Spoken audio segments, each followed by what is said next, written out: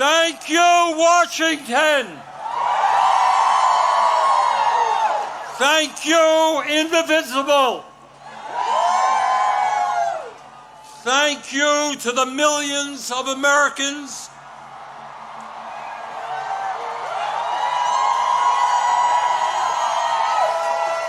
from our smallest towns to our largest cities, in every state in our country, who are gathering today at thousands of rallies. Mike Johnson, the Republican Speaker of the House, called these rallies hate America events. Boy, does he have it wrong.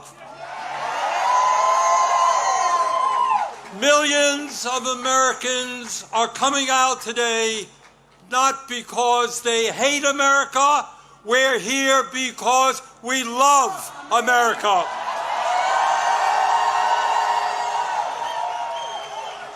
We're here because we're going to do everything we can to honor the sacrifices of millions of men and women who, over the last 250 years, fought and sometimes died to defend our democracy and our freedoms.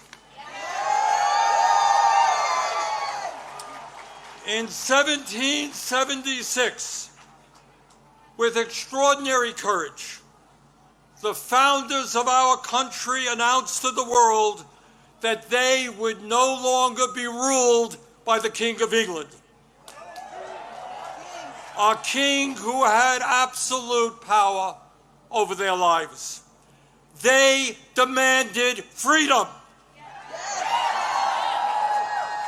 And to bring that about, they fought a bloody war against the British Empire and the most powerful military in the world.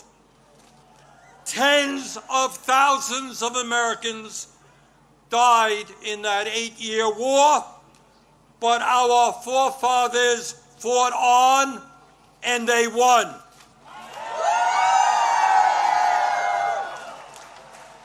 And in 1789, after winning that war, they did something extraordinary. They established the first democratic form of government in modern history. They said loudly and boldly to the entire world, no more kings. In America, they said, we the people will rule. And today, no more kings, no more kings, no more kings, no more kings, no more kings. And today in the year 2025, in this dangerous moment in American history, our message is exactly the same. No, President Trump, we don't want you or any other king to rule us. Thank you very much, but we will maintain our democratic form of society. We will not move toward authoritarianism in America.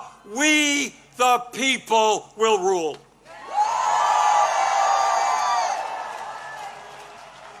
When he was sworn in as the nation's first president, George Washington called this attempt at self-government, quote, an experiment entrusted to the hands of the American people, end quote. My fellow Americans, in an unprecedented way, that experiment is now in danger.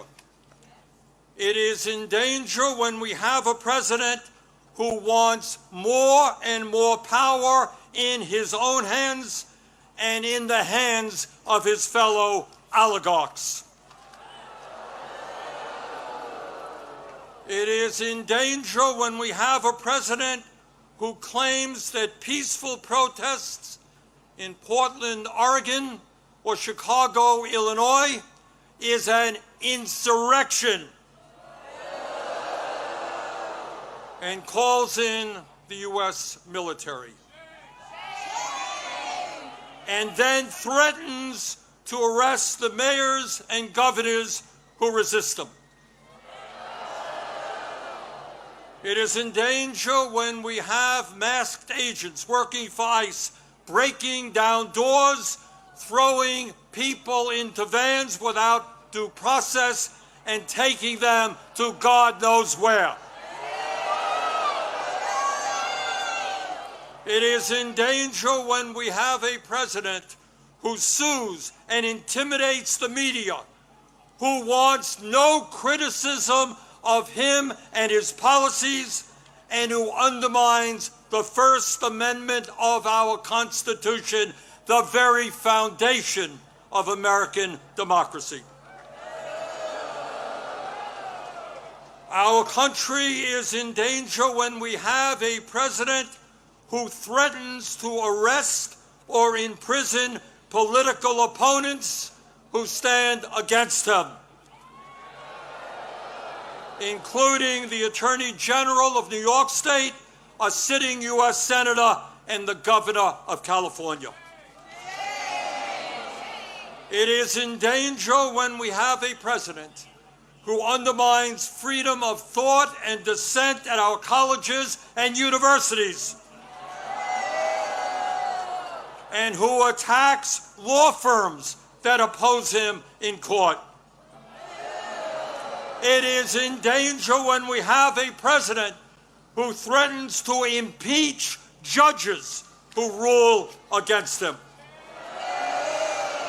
It is in danger when we have a president who ignores Congress, refuses to spend money that Congress appropriates, and takes away money from states who voted against him. It is in danger when we have a president who demands that states redraw congressional maps to ensure that his chosen candidates win future elections. It is in danger when we have a president who illegally fires tens of thousands of federal employees right here in Washington, D.C. and throughout our country, and rips up union contracts that workers have fought for and won. It is in danger when we have a president who grossly violates the Constitution by accepting gifts from foreign leaders, including a $400 million plane from the royal family of Qatar, and then allows that family to build an Air Force facility in Idaho. Well, let us be clear. This moment is not just about one man's greed, one man's corruption, or one man's contempt for the Constitution. This is about a handful of the wealthiest people on earth who, in their insatiable greed, have hijacked our economy and our political system in order to enrich themselves at the expense of working families throughout this country. Yes, I am talking about Elon Musk, Jeff Bezos, Mark Zuckerberg, and the other multi-billionaires. who was sitting right behind Trump when he was inaugurated. Remember that? The very same billionaires who funded his campaign, who have bestowed gifts upon him, and who have seen huge increases in their wealth and power since Trump took office. Yes, I am talking about the insanity of one person, Mr. Musk, owning more wealth than the bottom 52% of American households. I'm talking about the incredible injustice of the top 1% in America now owning more wealth than the bottom 93%. I'm talking about the richest people in America becoming much, much richer, while 60% of our people live paycheck to paycheck, struggling every day to pay their rent and mortgages, pay for child care and education, pay for their health care and prescription drugs, afford decent quality food for their kids, and maybe, just maybe, put aside a few bucks for their retirements. I am talking about our nation, the richest country in the history of the world, having the highest rate of childhood and senior poverty of almost any major country on earth. I am talking about our great nation having 85 million Americans uninsured or underinsured, and 800,000 people who are homeless, including people a few blocks from here. All the while Mr. Musk is on his way to becoming a trillionaire. I am talking about the incredible danger of the richest people in this country pouring hundreds of billions of dollars into artificial intelligence and robotics, which in the next decade will decimate tens of millions of jobs for the American working class. I'm talking about a billionaire class who believe that they have the divine right to rule, and who not only want massive tax breaks for themselves, but who reject any form of accountability or checks on their power. My fellow Americans, we rejected the divine right of kings in the 1770s. We will not accept the divine right of oligarchs today.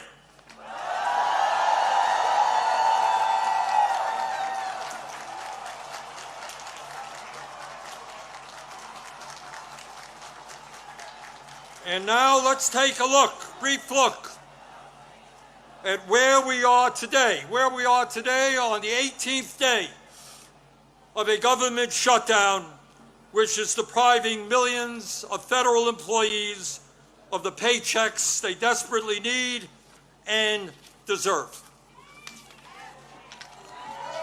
Let me cut to the chase and tell you exactly what this shutdown is all about. As a result of Trump's big, beautiful, disgraceful bill,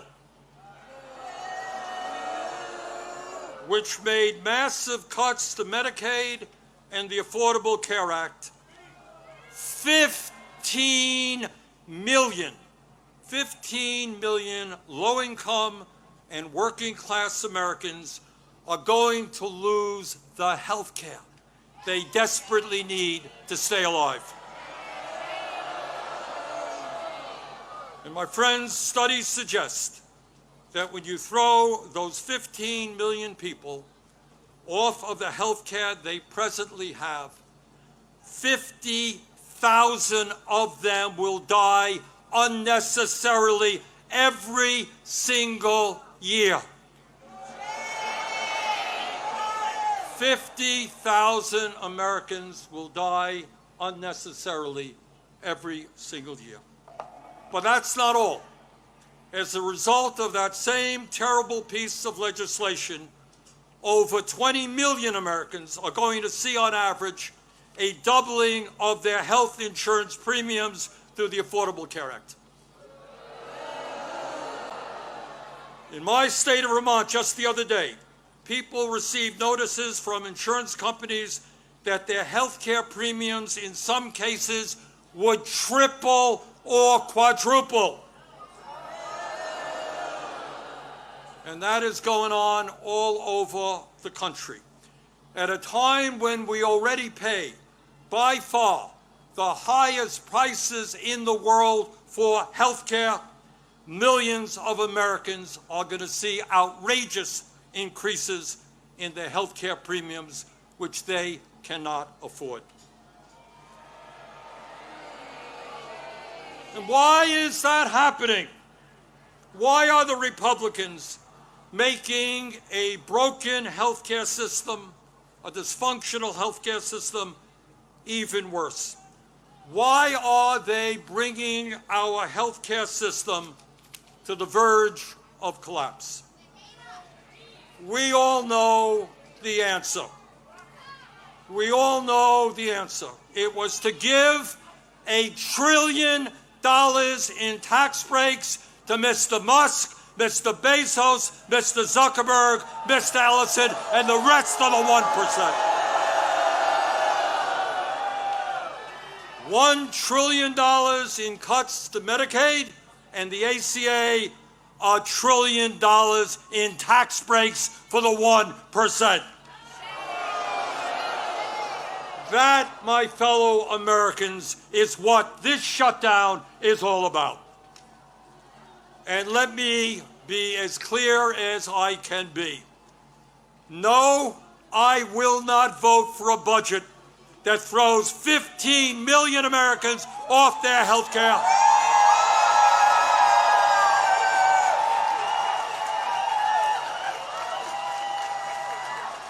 No, I will not vote for a budget that doubles premiums for 20 million Americans. No, I will not vote for a budget that forces nursing homes, rural hospitals, community health centers to lay off staff and close their doors throughout this country. All to give huge tax breaks to the billionaire class. So today, right now, I say to my Republican colleagues, come back from your month-long vacation.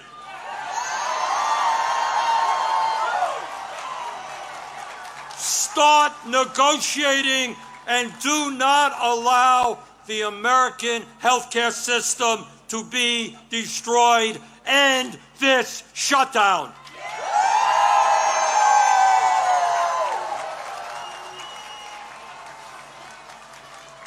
My fellow Americans, we are the greatest country in the history of the world. And when we stand together and don't allow demagogues to divide us up, there is nothing that we cannot accomplish. Yes, we can create a vibrant democracy by ending Citizens United and not allowing billionaires to buy elections. Yes, we can join the rest of the industrialized world and guarantee health care to every man, woman, and child as a human right.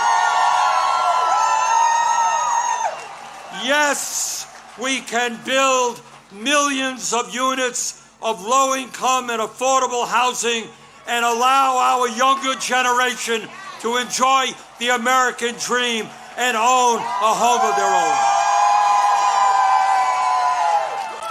Yes, we can make public colleges and universities tuition-free and have the best child care and public school system in the entire world. Yes, we can expand Social Security so that every senior in our country can retire with dignity. Yes, we can raise the minimum wage to a living wage and guarantee every worker the right to join a union. Yes, we can lead the world in transforming our energy system away from fossil fuels and create millions of good jobs as we save the planet. Yes, we can guarantee that every woman in this country has the right to control her own body.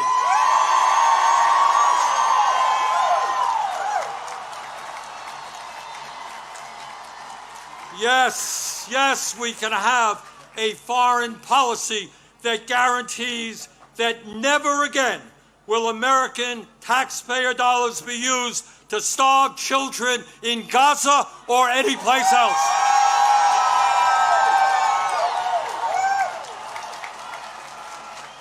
And now let me raise a question that I have been asked over and over again. You know, Bernie, great ideas, but how are you going to pay for them?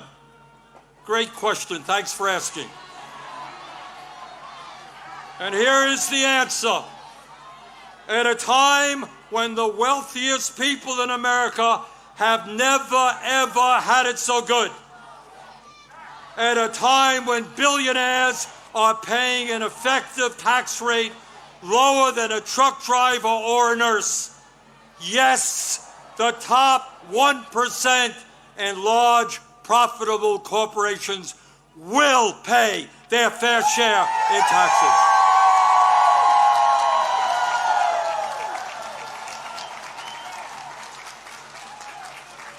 My fellow Americans, the establishment, including the corporate media and many of my colleagues in Congress, want you to believe that you are powerless.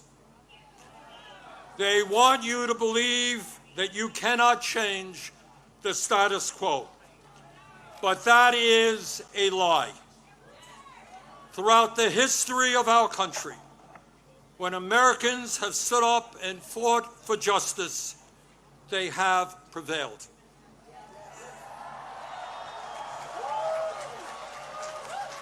When the founders stood up to King George, they were told it was impossible, but they won. When abolitionists fought to end slavery, they were told it was impossible, but they won. When workers organized to form unions and stood up to their bosses, they were told it was impossible, but they won. When women demanded the right to vote, they were told it was impossible, but they won. When black Americans fought to end segregation, they were told it was impossible, but they won. When the LGBT community stood up for their rights, they were told it was impossible, but they won. Brothers and sisters, they did it then, we can and will do it now. And how do I know that we will succeed? Take a look at this huge crowd right here in our nation's capital. But it is not just here, as I understand it today, October 18th, 2025, there are more people out on the streets in more communities all over our country than we have ever seen in American history.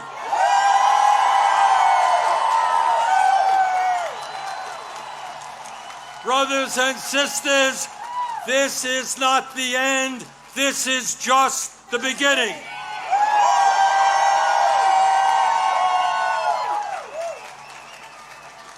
Together, when we stand united, when we don't allow Trump or anybody else to divide us up by the color of our skin or where we were born or our sexual orientation, when we stand together, we will create the kind of nation that you and I know we can become.